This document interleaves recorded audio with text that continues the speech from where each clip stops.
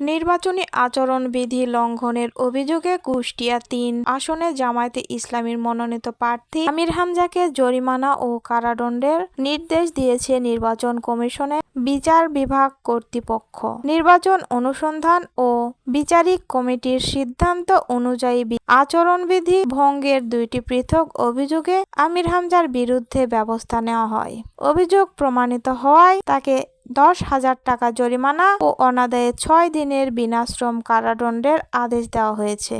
জানা গেছে, নির্বাচনী প্রচারণার সময় আমির হামজা তার এলাকার টাঙানো ব্যানার ও পোস্টারে মুদ্রণকারী প্রতিষ্ঠানের নাম ও ঠিকানা উল্লেখ করেননি, যা স্পষ্টভাবে নির্বাচন আচরণ বিধিমালা ২০২৫ এর ৭ খ ধারার লঙ্ঘন। এছাড়াও নির্ধারিত আকারের চেয়ে বড় ব্যানার ব্যবহার করার অভিযোগও ওঠে তার বিরুদ্ধে।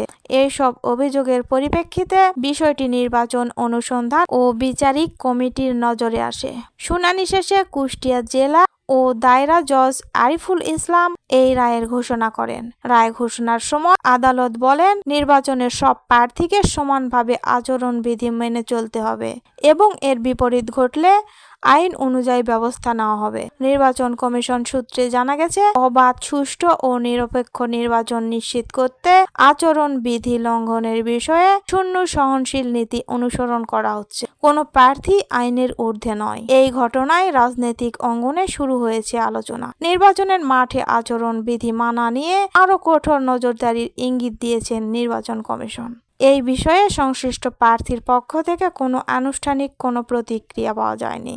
এই ছিল সর্বশেষ খবর। সঙ্গেই থাকুন আরও আপডেটের জন্য।